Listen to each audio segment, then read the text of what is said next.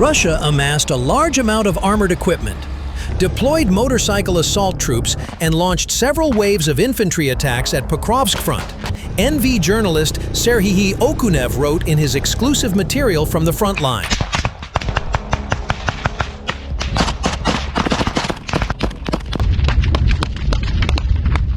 After the so-called Russian Dobropilya breakthrough, Ukraine's defense forces, primarily the 1st Azov National Guard Corps and assault regiments of Ukrainian ground forces, carried out several immediate counterstrikes.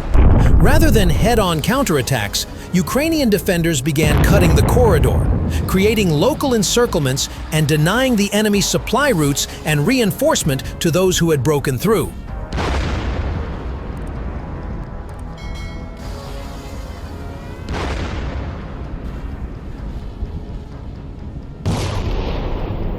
One of the sectors where Ukrainian forces tried to apply maximum pressure was near the village of Volodymyrivka. With successes there, Ukrainian units effectively cut those enemy formations off from the rest of their forces. The objective was to regain the initiative. On October 20, Russian invaders launched one of the largest recent assault operations in the direction of Volodymyrivka.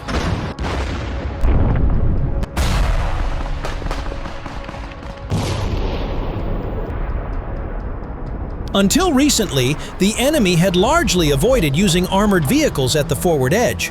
But this time, they employed about a dozen fighting armored vehicles, including tanks. That may be connected to deteriorating weather in Donbass. Under heavy cloud cover and fog, activity of both strike and reconnaissance drones can decrease, which the Russians likely tried to exploit.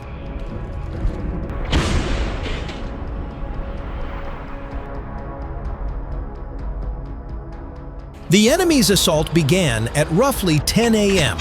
A sizable column moved in on our sector alone. There were more than 5 armored vehicles. Nazar Voitenkov, communications officer of the 33rd Separate Mechanized Brigade, said. Motorized equipment was also used. The enemy tried to break through our lines quickly. These attempts were carried out in several waves.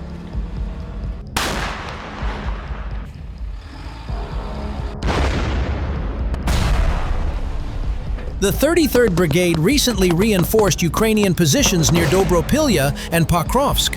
While repelling of the October 20 attack, the brigade's artillery and UAV crews distinguished themselves. The enemies likely planned to stay unseen, rush through the defenses on motorcycles, and disorganize Ukrainian units failed. The column was spotted in advance. Much of the enemy equipment and infantry could not get past defensive obstacles such as barbed wire belts and dragon's teeth.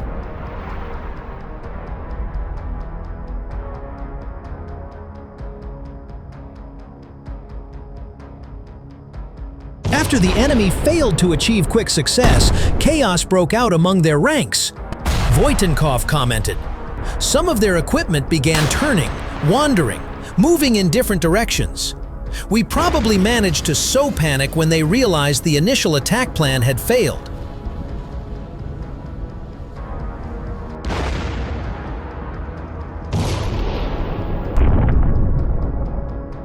A small number of enemy infantry did manage to dash in or ride motorcycles into Volodymyrivka, Voitenkov said. But the invaders could not hold their ground there. Heavy bomber drones and FPV drones engaged them. Later, the brigade's drone pilots were able to film Volodymyrivka's streets, where many destroyed motorcycles and dead enemy fighters lay at the roadside.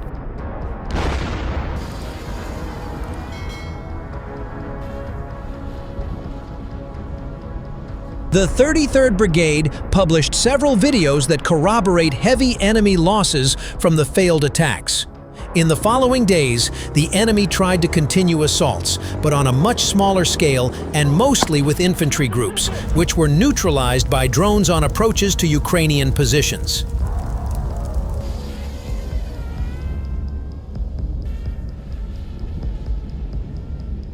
According to the 33rd Mechanized Brigade, Volodymyrivka is now under control of the defense forces, searching for a new salient. Why the enemy needed another breach? The assault on Volodymyrivka was only part of this wave. On October 13, the occupiers tried to break through on a new sector exactly midway between Pokrovsk and Kostiantynivka.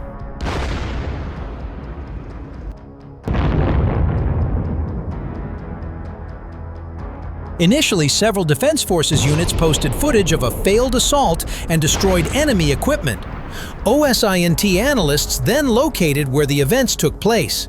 The Infactum project said the enemy attacked in the area between the villages of Rusin Yar and Yablunivka. Ukrainian soldier reports that the enemy used dozens of vehicles on that sector, and that 18 of them were destroyed during the assault.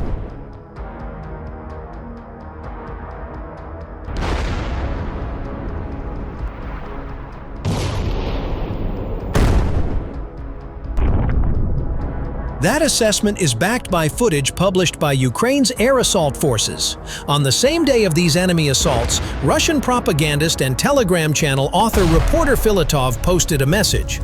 Right now, a column of the 5th is burning, but they told you they shoot down 80% of air threats, and the column is burning by standard means. How so? We're just now trying to cover them.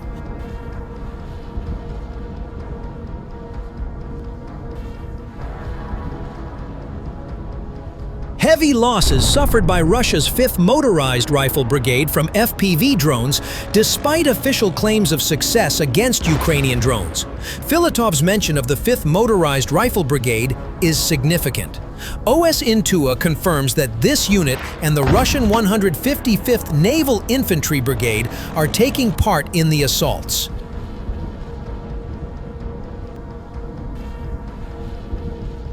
Reports of major Russian troop movements began to surface in September 2025.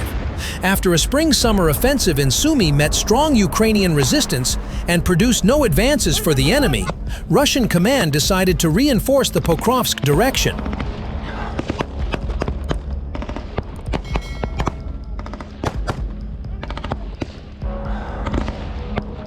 That was confirmed by Dnipro operational spokesperson Lieutenant Colonel Oleksiy Bielsky. Some foreign media reported preparations for an autumn battle for Donbass in 2025, claiming that Russian units were moving to Pokrovsk. Russia conducted the largest regrouping of its forces since the 2022 Kiev campaign, OSINT warned on September 3.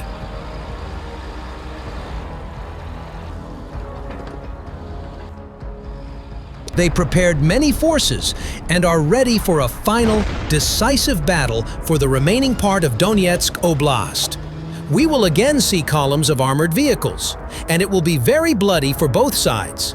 At least the forecast of mechanized assaults returning has already been realized.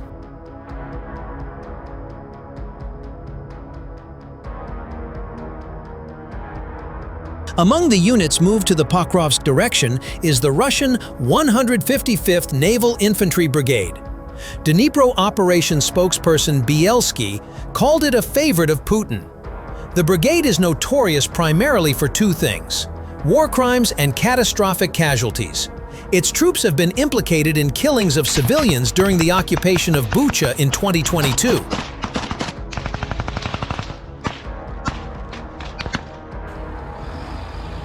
In 2024, the brigade fought in the Kursk Oblast, where it was accused of executing Ukrainian prisoners. On August 16, 2024, footage circulated online allegedly showing members of the 155th cutting off the head of a Ukrainian prisoner and later photographing themselves with it. On January 23, 2025, video appeared showing Marines of the brigade shooting 6 Ukrainian POWs.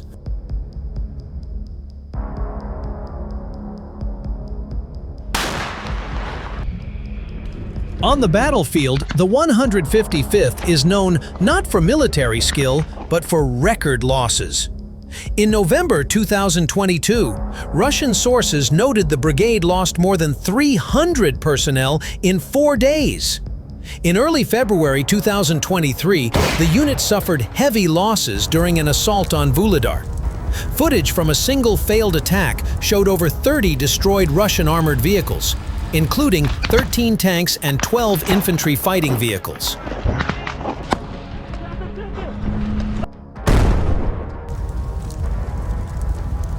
In one attack, the brigade reportedly lost roughly half of a tank battalion's complement. By October 2024, the BBC reported the 155th's cumulative losses at about 2,400 service members after 2 years of fighting around Vuhledar. The brigade suffered additional hundreds of casualties in battles for Novomikhailivka and elsewhere. OSINT analysts said the unit had several rounds of personnel replenishment after critical losses.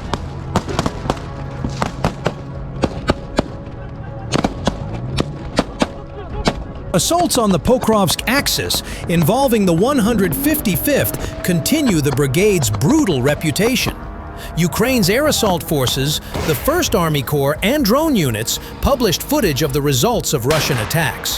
One clip showed 17 enemy dead in an area of roughly 10 square meters. Precise counts are difficult due to body fragmentation.